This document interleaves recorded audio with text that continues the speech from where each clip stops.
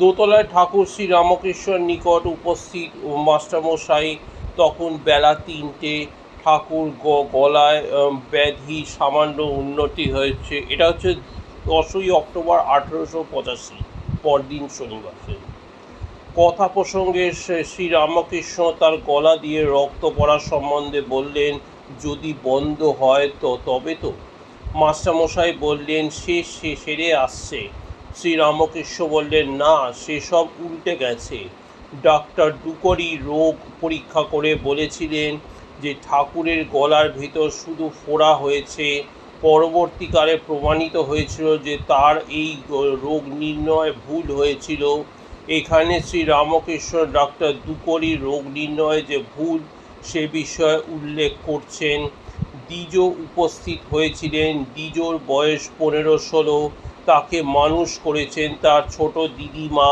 তার বাবা দ্বিতীয় পক্ষের বিবাহ করেছেন। তিনি একটি সওদাগর অফিসের ম্যানেজার। তিনি পছন্দ করেন না যে দ্বিজর শ্রীরামকৃষ্ণর নিকট আসেন। একদিন ঠাকুর শ্রীকৃষ্ণ মাস্টার মশাইকে বলেছিলেন, তার দ্বিজর খুব অনুরাগ। আচ্ছা, ও এখনকার একটা কেউ হবে, অর্থাৎ সাঙ্গপাঙ্গদের মধ্যে একজন হবে না? মাস্টারমশাই উত্তরে বলেছিলেন, আজ্ঞে হ্যাঁ, তাই হবে। তা না হলে এত অনুরাগ? দ্বিজর মতো উত্তম অধিকারীকে ঈশ্বরের পথে অগ্রসর করিয়ে দেওয়াই ছিল শ্রীরামকৃষ্ণের ব্রত।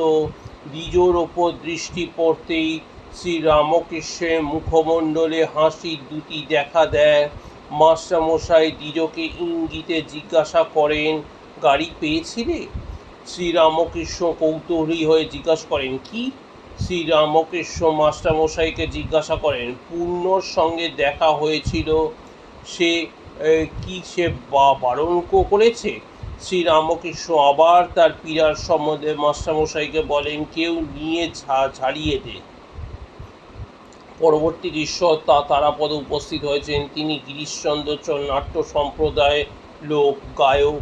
তিনি 11ই মার্চ 1885 তারিখে বলরাম ভবনে ঠাকুর ও গিরিশচন্দ্রের সম্মুখে চৈতন্য লীলার 3টে গান গেয়ে শুনিয়েছিলেন। শ্রীরামকৃষ্ণ কেশব করুণা দিনে গানটি তার কণ্ঠে শুনে খুবই তারিফ করেছিলেন।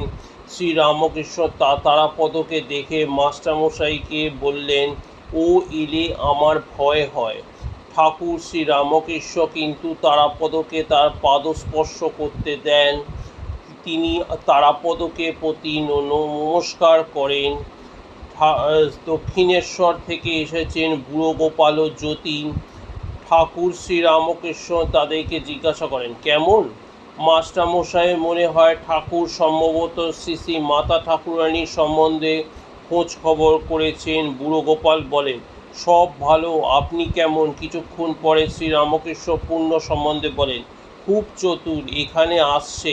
তিনি ইঙ্গিত করে আবার বলেন, দুবার আজ এসেছিল।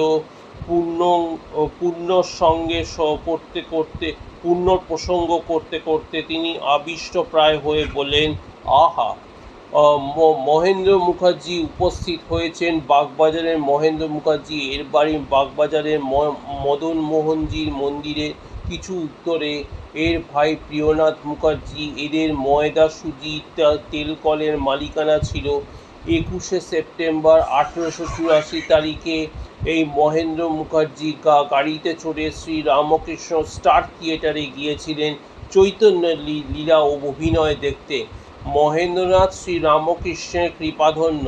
শ্রীরামকৃষ্ণ তাকে দেখিয়ে মাস্টারমশাইকে বলেন, একে তামাক দাও। ধীরেন্দ্রনাথ ঠাকুর নিকটেই এসে বসেছিলেন। তিনি মাস্টারমশাইকে বলেন, আজ রাত্রে এখানে থাকুন না, আপনার জন্য রুটি করি। মাস্টারমশাই থাকতে সম্মত হন। তিনি ধীরেন্দ্রকে বলেন, 2-3খানা হলেই চলবে। শ্রীরামকৃষ্ণ মন্তব্য করেন, হ্যাঁ, বেশি নয়, রাত জাগতে হয়। বুড়ো গোপাল দক্ষিণেশ্বরে যাবার পূর্বে মাস্টারমশাই তাকে একটি টাকা দেন। দক্ষিণেশ্বরে ঠাকুর ঘর চুনকাম করতে হবে।